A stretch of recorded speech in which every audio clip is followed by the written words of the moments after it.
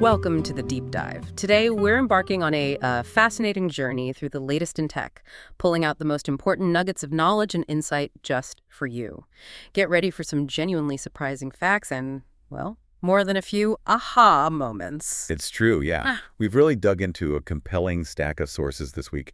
We'll be exploring everything from the subtle AI changes impacting your daily digital routines to major shifts in how platforms operate, and even how you'll connect in places you probably never thought possible. Our goal is basically to illuminate what's truly important in this evolving digital world and what it all means for you. Okay, let's truly unpack this then. Our mission today is to explore the intersection of new AI capabilities, cutting-edge connectivity, and the dynamic landscape of digital platforms. We're going to see how new tech is changing everything from the clothes you might try on virtually to how you find info and even how you command your devices, all while asking, how much control do we really keep? Right. Let's kick things off with AI that you can quite literally see yourself in right now. Google is making this massive leap into the fashion world with its new Try It On AI shopping tool. I can't help but think of Cher Horowitz's virtual closet from Clueless finally coming to life. Like, really. This feature, it's now available to all US users on Google Shopping, desktop, and mobile. You upload a full body pic of yourself, and the AI tool virtually tries clothes on you. What are your initial thoughts on this? That Clueless analogy is spot on. It really feels like that, doesn't it? What's particularly insightful here is the underlying tech. Google uses a custom image generation model, specifically trained for fashion. And the results can be surprisingly accurate, capturing fit and style, even adapting to your existing pants and shoes sometimes.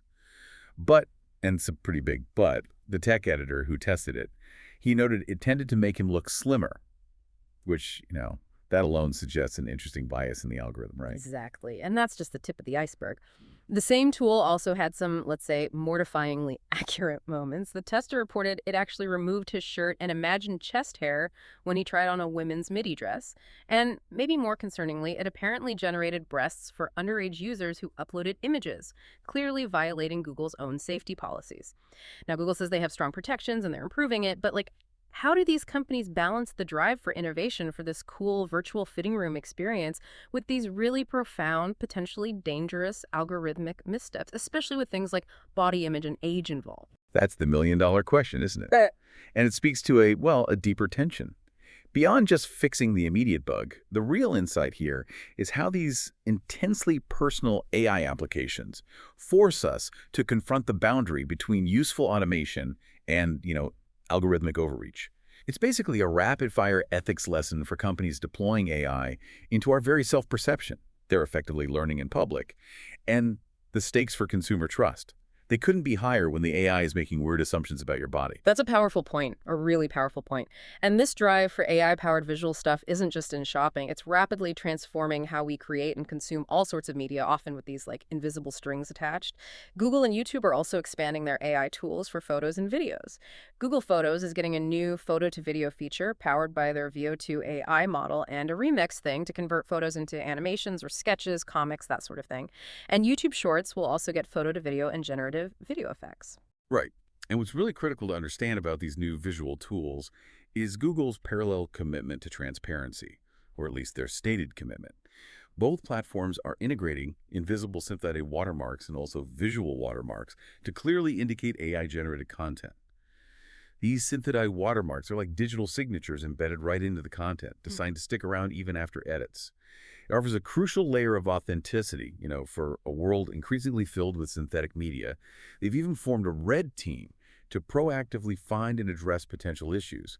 This isn't just, like a nice extra feature. It's a strategic move to try and build trust as AI-generated content becomes, everywhere. Okay, so Google's working on transparency. That's good to hear. But this AI integration, it isn't exclusive to the big G, right?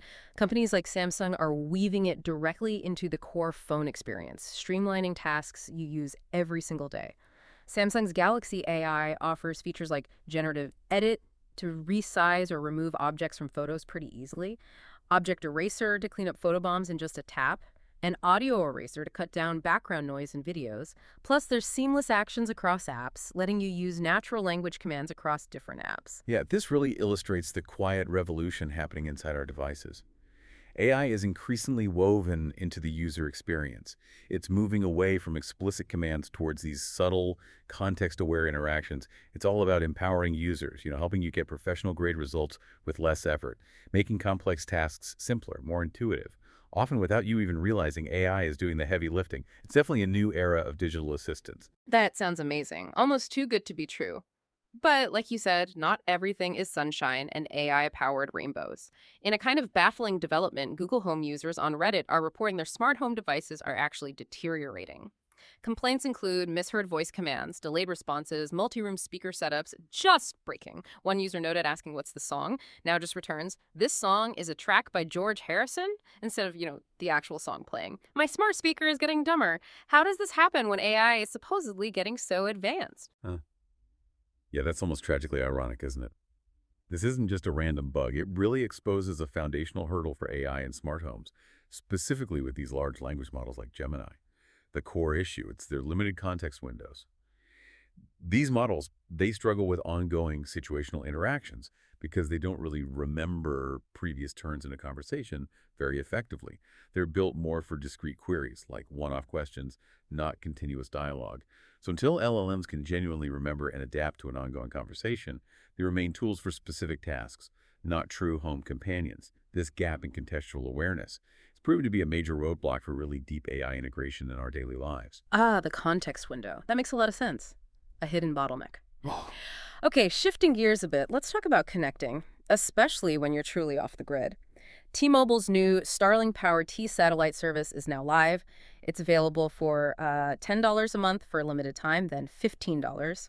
This service lets you send texts and share your location in dead zones.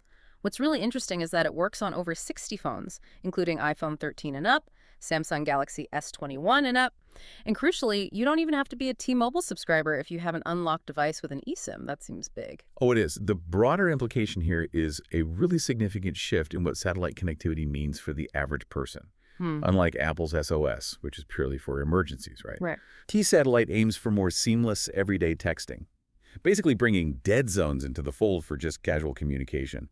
It already supports sending images, videos, audio files via MMS on Android iOS. iOS support is coming later, apparently.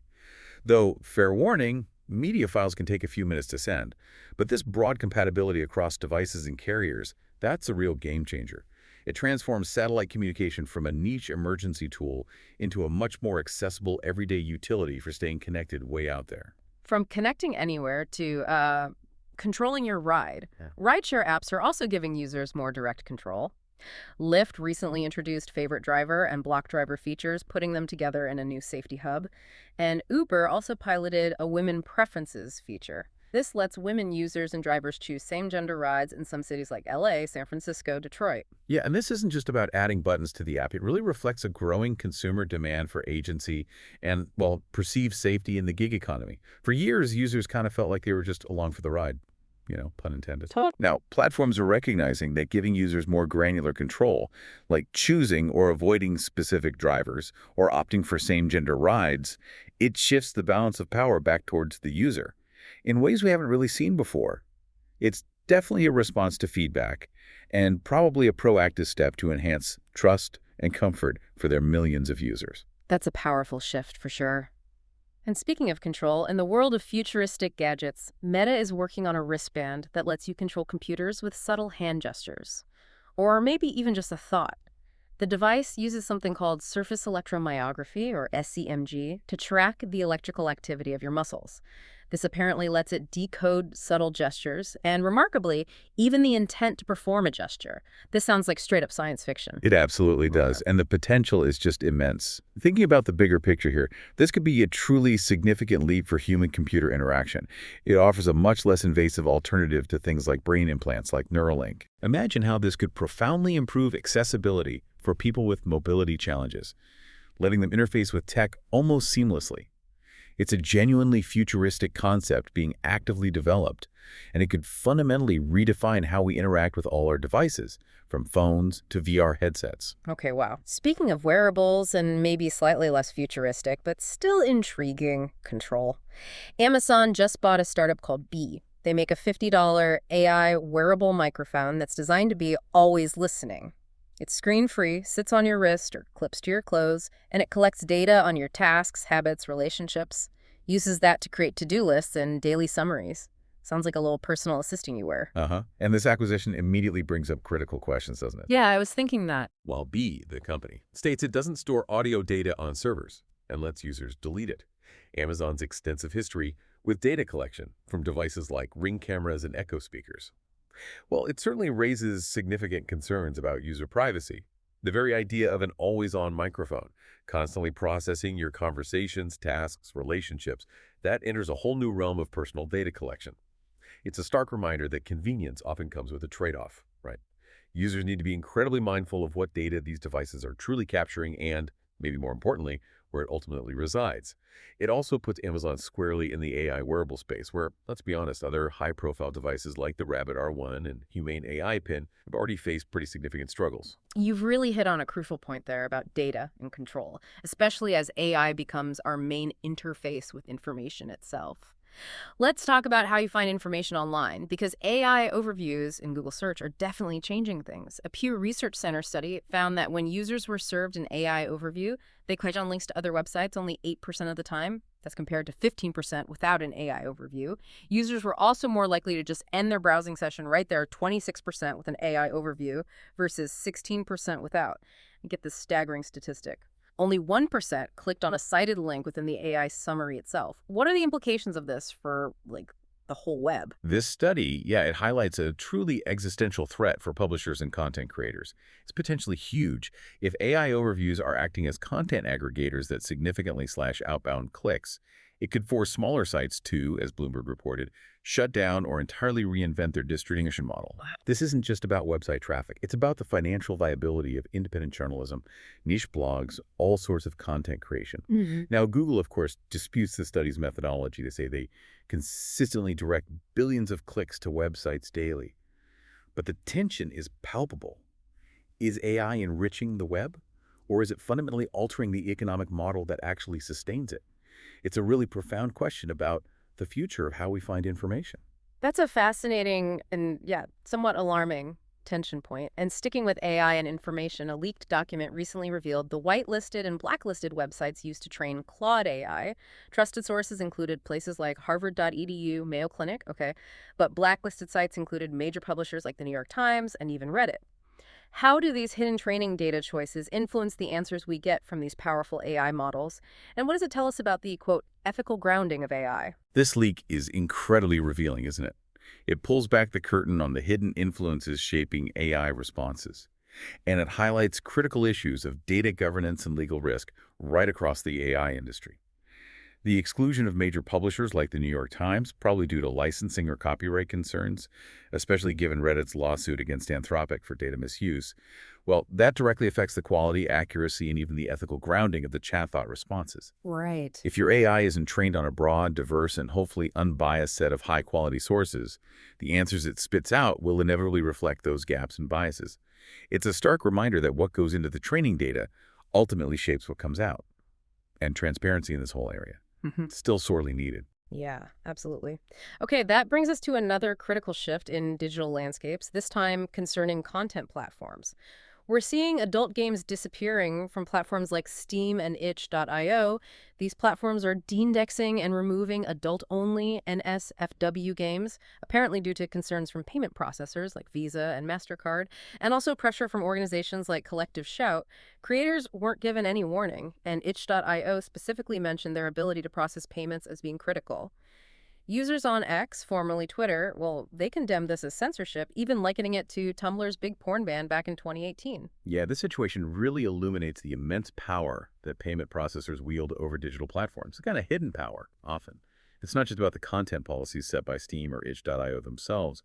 It's about the fundamental infrastructure that allows digital commerce to even happen. If the payment giants decide certain types of content or transactions are too risky or just fall outside their guidelines, they can effectively deplatform entire categories of creators, even if the content those creators make is perfectly legal. It's a really complex dynamic where these financial intermediaries become de facto content moderators. It raises big questions about who truly controls the digital storefronts and what limits are placed on independent creation. It's definitely a cautionary tale about the sometimes fragile nature of online access and commerce. So wrapping this up, what does this all mean for you listening right now? From AI helping you virtually try on clothes, maybe slimming you down a bit, new ways to connect in the absolute middle of nowhere, the digital world is certainly not slowing down.